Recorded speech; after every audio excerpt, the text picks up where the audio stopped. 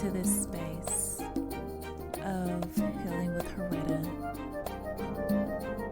I ask that you just sit back, unwind, drop those shoulders, and allow me to speak to your heart, your soul, your mind, body, and spirit. Let's enjoy this ride. I'm back. So I did it. I took a leap of faith on Leap Day and posted my first episode, uploaded it on my YouTube channel as well as Spotify. I'll get to the other platforms, but the fact that I did that is enough, okay? And Spirit be doing a damn thing, because I received the confirmation that, yeah, this is the next part of my journey. And I'm definitely going to talk about my journey to where I've been and how I got to where I'm at now. So that's what this episode's going to be. But let me tell you what Spirit did, y'all. So I truly have had the interest of doing a podcast for a while, for about maybe 2 years on and off. It was just kind of, I'm gonna be real, I was afraid. I was afraid to be vulnerable. I was afraid to speak up. I was just nervous about how others will perceive the things that I have to say. And I'm just at a point in my life that I really don't care, you know? But long and behold, Spirit has guided and directed me to do the baby steps that brought me to where I am now. So, for instance, I believe it was 2 years ago, I made the cover art for a podcast. I also had, went to a local station to learn about, how the podcasts work with them, and just never did it. Just never did it. Dragged my feet. And then in 2023, the fall of 2023, while I was scrolling, I think on Facebook or something, it came up that a local station was having a podcast class. And I was just like, oh, okay. And it wasn't that expensive. It was probably like $200. And I was like, well, I can write it off if I really want to do it. But again, I was dragging my feet. So I was like, how about I just apply for the scholarship and see what happens? Completely forgot that I even did that until Monday when I received the acceptance letter, like, hey, you will now be able to attend this class. And I was just like, Spirit, really?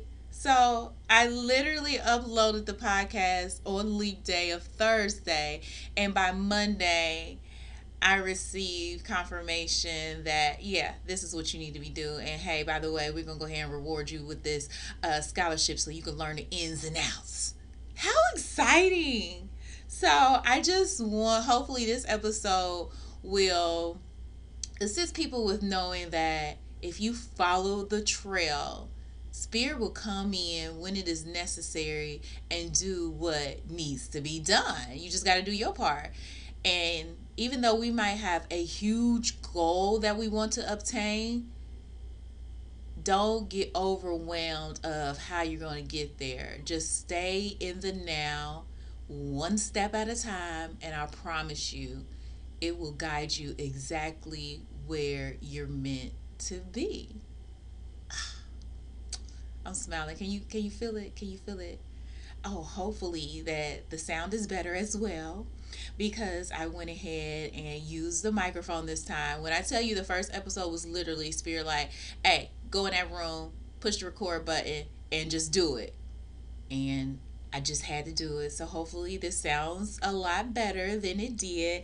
I am recording this on Wednesday, March 6th, 12:55 p.m. in the year of 2024. That 5 just rang out to me because 5 is all about change. And I am most definitely in a season of change right now. And I am just going to embrace it and go with the flow. So, speaking of going with the flow, I am often asked, how did you even get into this type of work? And y'all, it's a story to tell. I'm just going to go ahead and tell it now. So, enjoy. But honestly, since I was young, probably around the age of 7, 7 is a good number, but around the age of 7, I recall telling my family, like, yeah, I want to be a nurse. I truly cannot tell you what, this interest came from. I just really wanted to help people. And there was no one in my family that was in the medical field. Not near person. No one that my family knew or associated with that were doctors or nurses or lab technicians, nothing at all. But Spirit put on my heart way back then. I call it a divine whisper.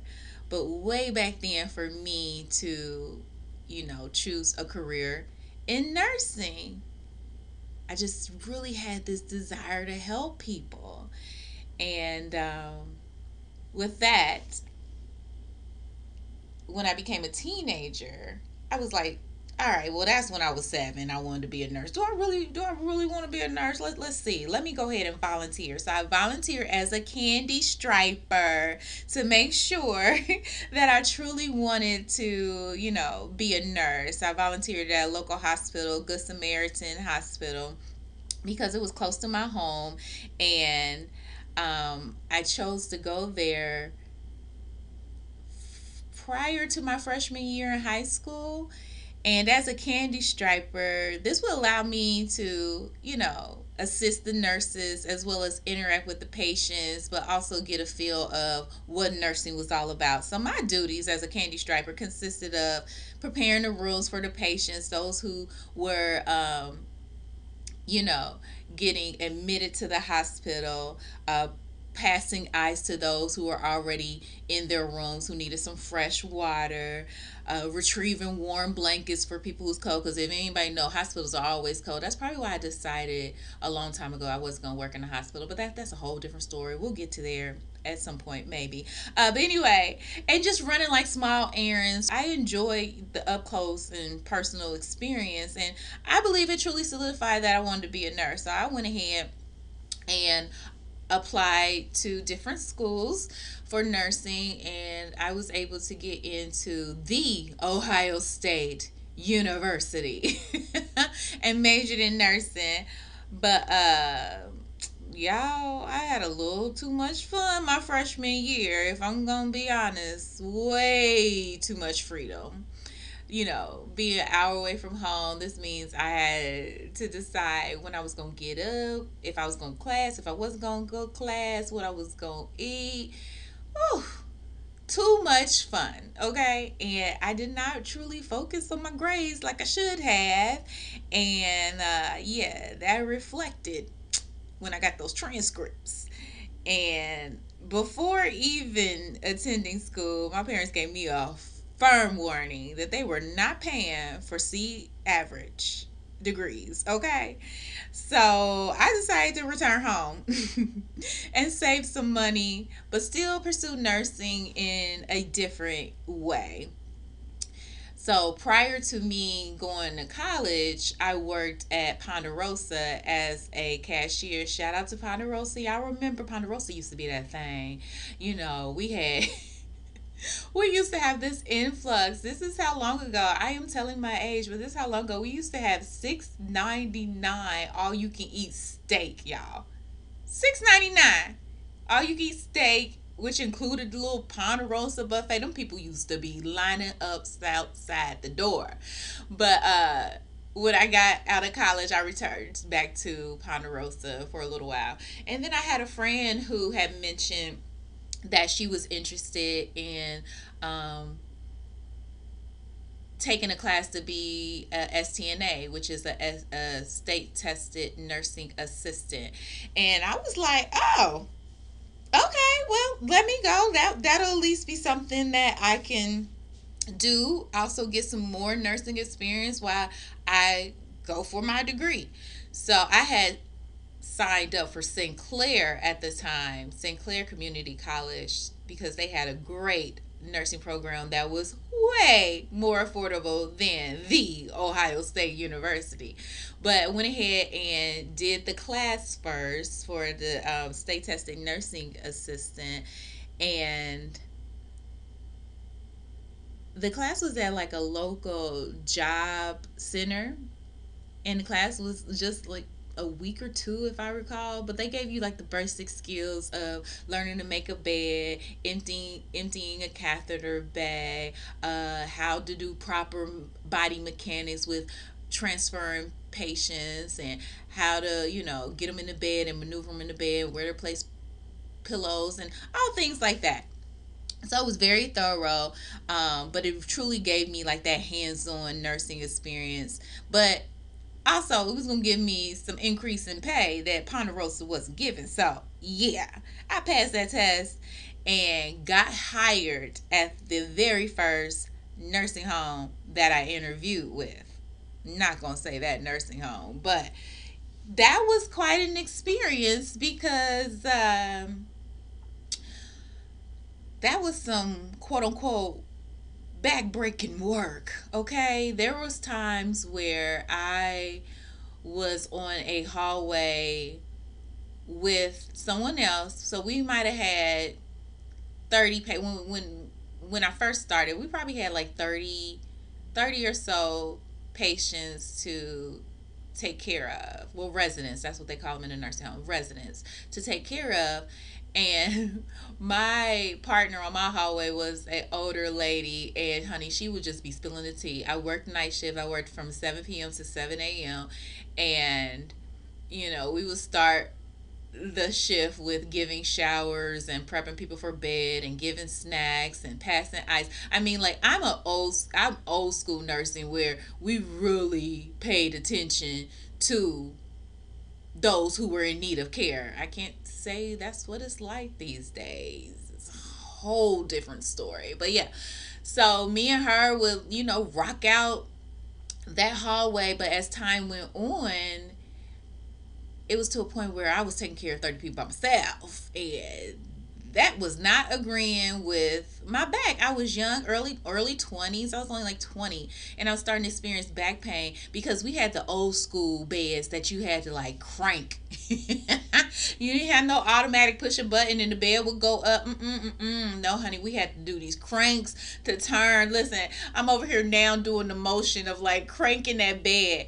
But if you did not crank the bed, you would be bending over, right? And bending over trying to make stuff fast would end up causing you to have distress in your back. So anyway, I was like, yeah, I'm not one to, have pain or doing back quote unquote bending work. No. But what was cool is formed relationships with my residents, and I'll never forget. It was this couple. Now, I was totally a sucker for one of my residents. He was nonverbal, but his eyes just spoke to me. He had beautiful blue eyes, and he was so kind and always wanted a hug.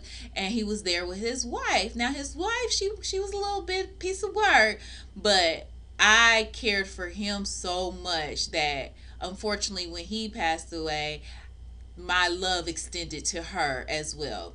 And she was very particular about every little thing she wanted done for her nighttime routine, to the point like if I was on the other side of the hallway, child, they would be like, Retta, she wants you over here. Help us, let us know, because Every little thing had to be the right way. Tissue had to be folded a certain kind of way. Pillow had to be a certain kind of way. She needed her ice to be placed right here.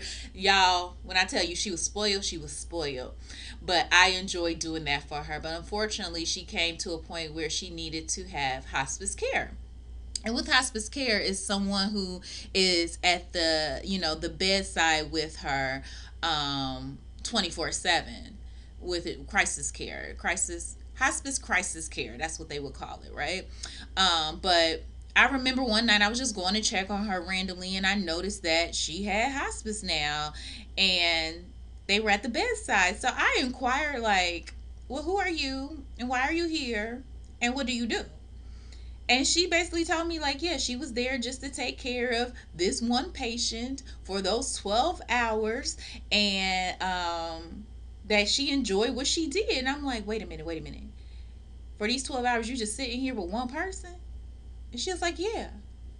And I was like, oh, I need to know more. And she's like, well, just to be honest, to let you know, you can apply, but not everybody gets higher. It's really hard. It's a high demand. It's really hard to get in. And I was just like, oh, okay, y'all please. If y'all already know how spirit work with me. So soon I interviewed with them. I was hired. Thing about working for this hospice company is that, I was able to care for my patients, but it also gave me time to read and study while I was in nursing school.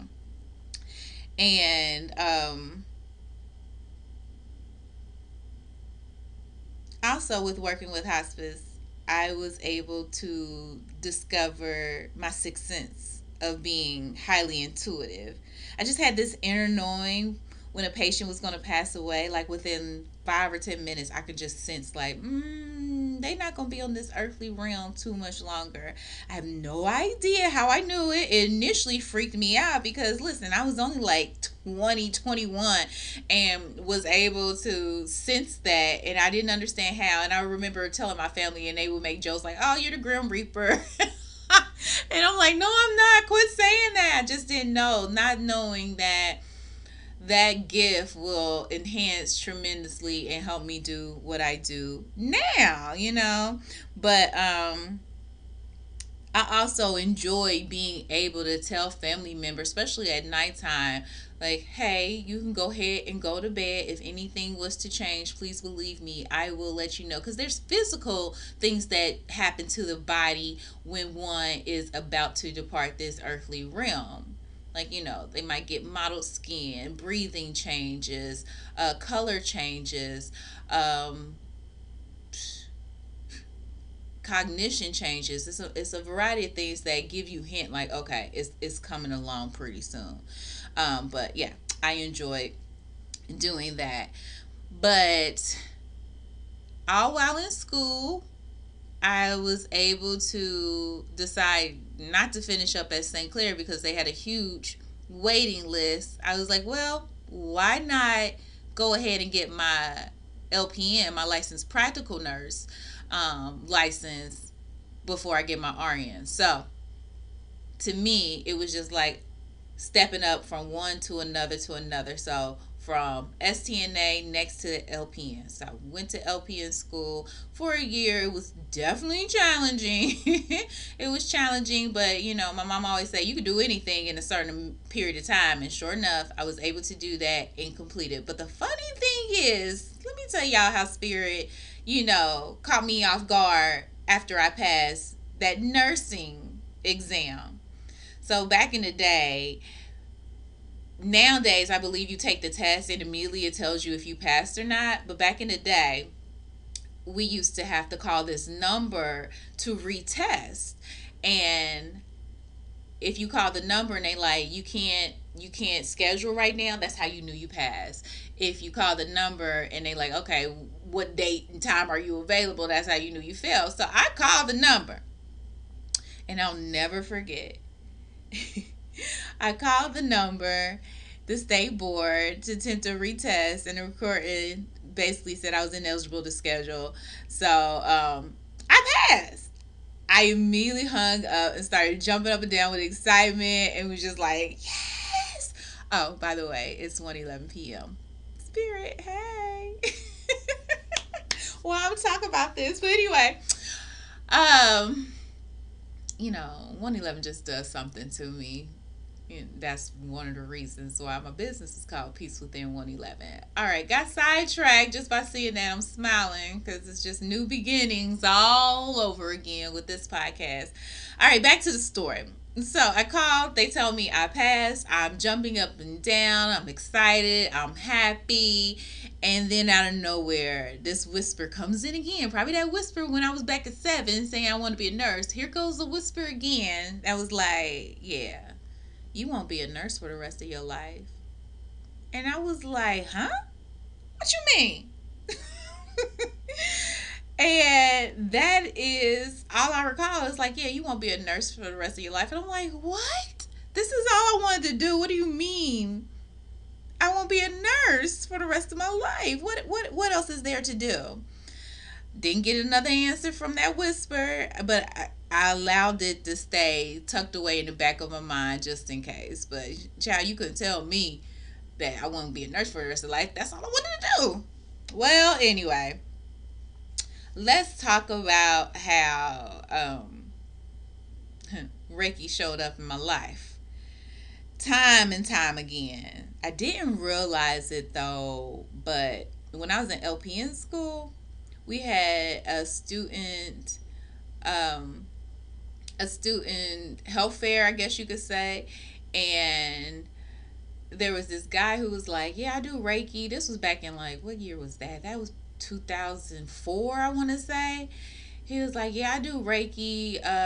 All you got to," I had no idea, never heard of it, didn't know anything about it. He was like, "Just sit down in this chair," and he just waved his hands around me, and I was just like, "Huh, okay." I mean, I can't say like I felt a huge impact, but I was just like, "That's something different." I'm skipping a little bit, but I went from LPN and then I enrolled to Miami University. Let me tell you about the divine timing of that, okay? Um, so, like I said, I got my LPN. Spirit tell me, boom, you're not gonna be a nurse for the rest of your life. What you mean? Whatever. I'm gonna get this RN. So, a couple years later, went back to get my RN at Miami University. The funny thing about this was their last class that they were going to have at LPN to RN, and I just happened to sign up right on time. So I was able to enroll there, and all throughout school, I still was with this local hospice company, and I ended up going to school, and I passed for my RN, and everybody was like, "You gonna go get your bachelor's and this and the other," and I was kind of like, in the back of my head, Spirit telling me I ain't gonna be a nurse for the rest of my life. So why would I go in further debt related to a nursing degree when I'm getting paid the same amount of money with my associates as I would get paid with my bachelor's? Make it make sense. It just did not make sense to me to enroll into a bachelor's program when Spirit is low key telling me like, yeah, you ain't gonna be a nurse for the rest of your life, and to go further in debt. So I didn't do it. I went ahead and from the crisis care team, I was the crisis care for my STNA and my LPN, and once you became an RN, you could no longer do the crisis care team. So I decided to become an on-call nurse. And with the on-call nursing, it was more about being there for families and patients when they had emergencies. It's the wee hours of the morning. I worked from like 5 p.m. to 2, 3 o'clock in the morning. And yeah. They were, yeah, I drove a little bit of everywhere with that job, like the edge of Richmond, Indiana, all the way up towards Columbus, down towards Cincinnati. I was putting miles on the car in the middle of the night. Whew. But it was very, very fulfilling to be able to help calm nerves when something was going on with my patients or with their family members. It really brought me joy to be that person that could bring about that peace when they were in need of a hectic, challenging situation. But back to Reiki appearing. So we had an employee health fair, and a lady that was there had a yoga company, but she also uh, practiced Reiki. And I remember being so excited to talk to her because I had just recently gotten into yoga just so it can help reduce stress. And at the time, I was on call, like I said, but I was working from 5 p.m. to 2, 3 o'clock in the morning and sometimes having insomnia. And I had mentioned that to her, and she was like, well, I am giving away a free Reiki session. So if you're interested, go ahead and sign up and you might win. And I'm like, child, I don't never win anything, but okay. So I signed up for the free Reiki session. You already know what happened. Spirit showed up again, and I won. And I won that Reiki session, and I went and no longer had insomnia. And I was like, what the heck is this? So I'm going to leave y'all with that until the next episode, because the story continues even more after me experiencing my first full Reiki session. So hopefully this will assist you in knowing that if you just continue to follow your own path, follow direction, always check in with your spirit, and take note of little whispers that you get. It will lead you to a pathway that is so fulfilling. Um, I want to end this episode with being comfortable with challenging yourself. Even though you may have a vision and it doesn't come about exactly how you wanted it to be, don't get discouraged. It will all unfold in divine timing. Trust that, believe that, receive that. Okay. On that note, I'm out. Until next time, y'all. All right. Peace.